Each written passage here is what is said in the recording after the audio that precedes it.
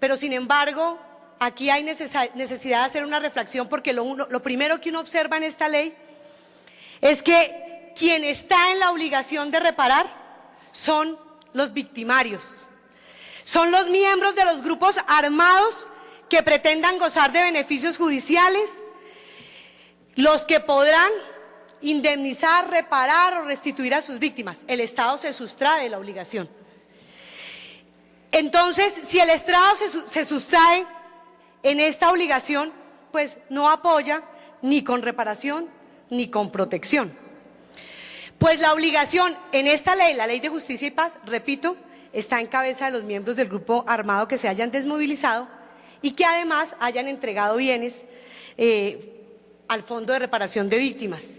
Y solo bajo esa condición van a generar beneficios judiciales. Esta ley contempla el derecho a las víctimas de ser reparadas específicamente en 3 puntos. La rehabilitación, que consiste en corregir los traumas físicos y psicológicos que el victimario le ha causado a la víctima.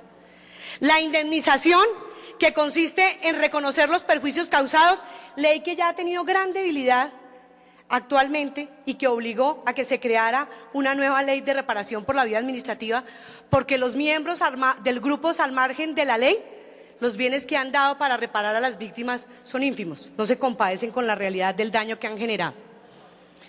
Y la restitución, que es regresar a la víctima a su situación anterior. Y aquí uno pregunta, ¿y cómo podría una mujer víctima del conflicto armado que su esposo ha sido asesinado volver al estado anterior? No podría. También existe otro instrumento jurídico, que es la Ley 82 de 1993, recientemente modificada por la Ley 1232 del 2008, que aunque es una ley que no fue concebida para la reparación de las víctimas como un mecanismo para reparación de víctimas del conflicto, hay que decir que tiene en algunos de sus artículos normas para apoyar de manera especial a la mujer cabeza de familia, claro está, sin hacer distinción sobre la causa de la misma. Pero hay que decirlo, si bien la Ley 82, que es la ley de mujer cabeza de familia, es un avance legislativo, el legislador se quedó corto. Pues los mecanismos de apoyo allí contemplados son realmente insuficientes y no comprometen realmente al Estado.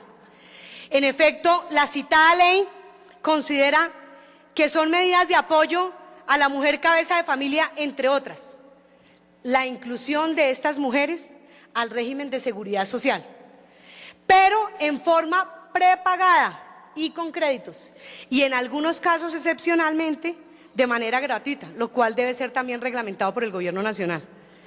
También contempla como beneficios esta ley el préstamo de libros por parte de las instituciones educativas para los hijos menores. Dice que debe haber atención preferente, escuchen esto, atención preferente para el ingreso de los hijos a los establecimientos de educación primaria o secundaria. Por supuesto que aquí no está contemplada la gratuidad. También dice esta ley, entre otras cosas, que el Estado deberá establecer planes de capacitación y de conformación de microempresas para las madres cabeza de familia, crear estímulos para el sector privado que desarrolle programas en salud, en vivienda, en educación para las mismas mujeres cabeza de familia. Pero aquí lo que es cierto es que, como lo decíamos inicialmente, estos mecanismos se quedaron cortos para las necesidades de las madres cabeza de familia. Existe también otro instrumento jurídico, el Decreto 1290 de 2008, que es el que crea el programa de reparación individual por vía administrativa, que establece una indemnización solidaria, que no es otra cosa que la posibilidad de que una víctima reciba un dinero expresado en salarios mínimos legales mensuales, dependiendo del delito del cual fue víctima. Pero esta ley tiene unos claros principios. Por ejemplo, dice que en ningún caso esta indemnización solidaria puede ser superior a 40 salarios mínimos legales. Y que en caso de ser varias las personas que concurran a la indemnización solidaria, esta se distribuirá en un 50%, por ejemplo, para el cónyuge o el compañero permanente del fallecido, del desaparecido, y el otro 50% para los hijos. Para los casos concretos de homicidio, secuestro y desaparición forzosa, esta indemnización solidaria habla de un tope que son 40 salarios mínimos mensuales legales vigentes, es decir, 20 millones de pesos. Y entonces aquí uno pregunta, ¿y una mujer que fue convertida en madre cabeza de familia en razón del conflicto armado, porque su esposo fue asesinado, porque su esposo fue desaparecido, porque su esposo está secuestrado y que tiene 3 hijos menores, con 20 millones de pesos podrá satisfacer sus necesidades y garantizarles el mínimo vital? Ustedes tienen la respuesta. Actualmente en el Congreso de la República se está adelantando otra iniciativa, otro instrumento jurídico que es conocido como la Ley de Víctimas, que es un proyecto genérico que contempla, entre otras cosas, un derecho a las víctimas a obtener una reparación por las vías judiciales a través del derecho penal. Y se identifica mucho con la Ley de Justicia y Paz porque habla de la restitución, habla de la rehabilitación y habla de la indemnización. Y aunque el proyecto habla de reparación a nivel colectivo, no es concreto en establecer cuáles son los mecanismos y qué medidas específicas y concretas pueden beneficiar a las víctimas. Hay una tendencia en este proyecto de ley también a dejar por fuera la responsabilidad estatal que tiene el gobierno en virtud de ese principio constitucional de mantener la paz o de prevenir la guerra.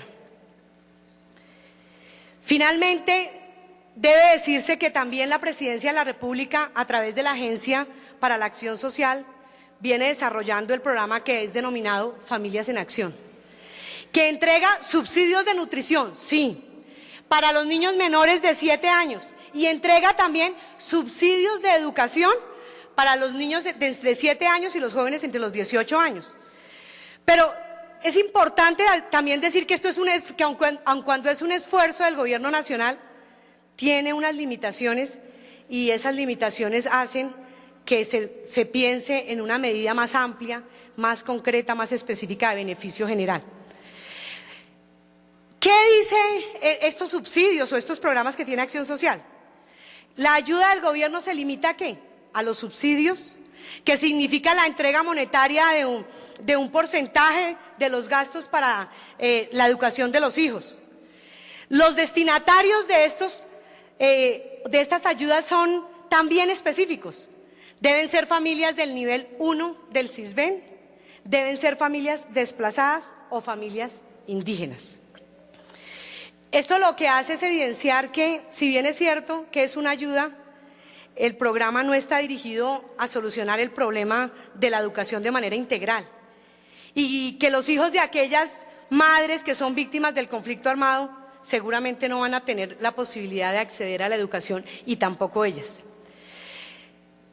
Por ejemplo, analicemos el caso para mirar estas limitaciones. Una mujer que vive en el municipio de Fortul, Arauca, que tiene 3 hijos menores, que su esposo fue asesinado y que se quedó con sus 3 hijos.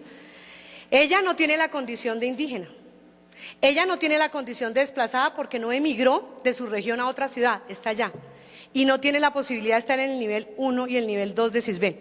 Entonces, estas ayudas del programa de acción social pues no la van a beneficiar, pero sí tiene la responsabilidad, eso sí, y la carga, y es un hecho cierto, es una realidad que tiene que sacar a sus hijos adelante y que tiene que educarlos. Ante esta situación y ante esta realidad y en este contexto, la bancada del movimiento político Mira, en el Congreso de la República, en cabeza de su senadora, la doctora Alexandra Moreno Piraquive, el senador Manuel Virgüez, quien les habla como representante a la Cámara por Bogotá, y con el apoyo y el respaldo irrestricto de nuestro presidente, el doctor Carlos Alberto Baena, y con ocasión de la conmemoración del Día Internacional de la Mujer, el próximo 8 de marzo, hemos trabajado un proyecto de ley y una iniciativa que pretende dar solución a la problemática planteada en esta situación. Y este proyecto, que será radicado aquí en el Congreso de la República, tiene como pretensión que el Estado asuma la obligación que le corresponde. Y para ello, a partir de la aprobación de esta ley, todas las mujeres que se conviertan en madres cabeza de familia por razón del conflicto armado en Colombia tendrán la posibilidad de acceder a educación gratuita en todos los niveles, incluso el universitario. Pero este beneficio también se habrá de extender a sus hijos y también se dará la gratuidad en la educación técnica, en la educación tecnológica y obviamente en la educación para el trabajo y el desarrollo humano.